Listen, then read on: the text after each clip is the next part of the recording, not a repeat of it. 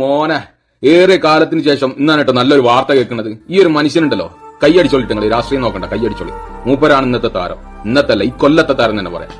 Paliyekkara toll പാസയിൽ toll പിരിക്കുന്നത് നിർത്തിവെക്കാനുള്ള ഹൈക്കോടതിയുടെ ഉത്തരവായിട്ട് വരുന്ന വഴിയാണ് മൂപ്പര് സ്വീകരിക്കുന്നത്.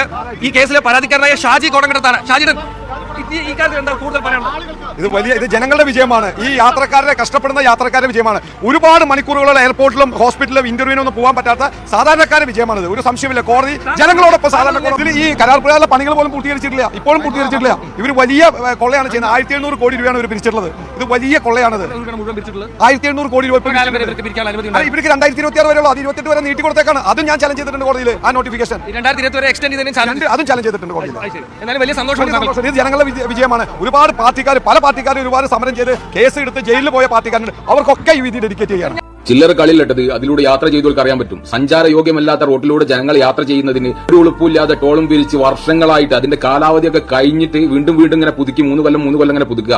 മുടക്കിയ മുതലിന്റെ 10 ഇരട്ടിയല്ല, 20 ഇരട്ടിയല്ല, 30 ഇരട്ടിയിട്ട് അവർ മേടിച്ചു പോയി. ഇനിയും ഇങ്ങനെ പുതുക്കി നടക്കാതെ ഹൈക്കോടതി ഇടപെട്ടിട്ട് ഒരുപാട് തവണ പറഞ്ഞിട്ടുണ്ട്, ജനരോക്ഷം രൂക്ഷമാണ്, റോഡ് സഞ്ചാര യോഗ്യമല്ല, എന്തെങ്കിലും ചെയ്യുന്നു പറഞ്ഞിട്ട് അതൊന്നും ചെയ്യാതെ അടുത്ത ആഴ്ച പരിഹരിക്കുക, 2 ആഴ്ച കഴിഞ്ഞിട്ട് പരിഹരിക്കുക എന്ന് പറഞ്ഞ് ഇങ്ങനെ നീട്ടിക്കൊണ്ടുപോയി.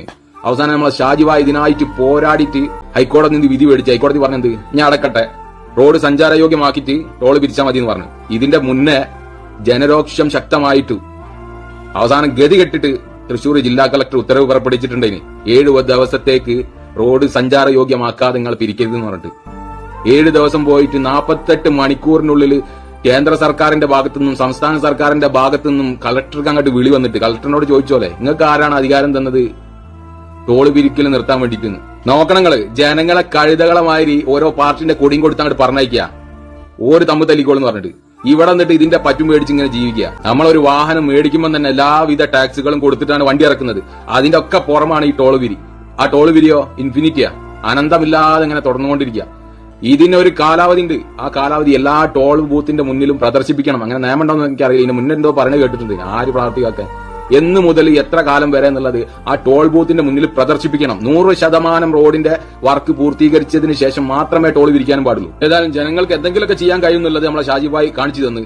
തീർച്ചയായിട്ടും ഇനി പുതിയ ദേശീയപാതകളിലൊക്കെ ഒരുപാട് വമ്പൻ സെറ്റപ്പിൽ ടോൾ പാസുകൾ വരുന്നുണ്ട്. ഈ ടോൾ പാസുകളുടെ മുന്നിലൊക്കെ എന്ന് മുതൽ ടോൾ തുടങ്ങി എത്ര കാലം വരെ എന്നുള്ള ബോർഡ് പ്രദർശിപ്പിക്കാനുള്ള നിയമങ്ങൾ നമ്മൾ കൊണ്ടുവരണം. 100% റോഡ് പണി പൂർത്തീകരിച്ചാൽ മാത്രമേ ടോൾ കൊടുക്കാനും പാടുള്ളൂ. അപ്പം ഷാജിബായിനെ പോലത്തെ ആളുകൾ നിയമ പോരാട്ടം നടത്താൻ വേണ്ടിയിട്ട് മുന്നോട്ട് വരണം. അവർക്കുള്ള എല്ലാവിധ പ്രോത്സാഹനങ്ങളും ജനങ്ങൾ കൊടുക്കണം. ഷാജിബായിക്ക് ബിഗ് സല്യൂട്ട്.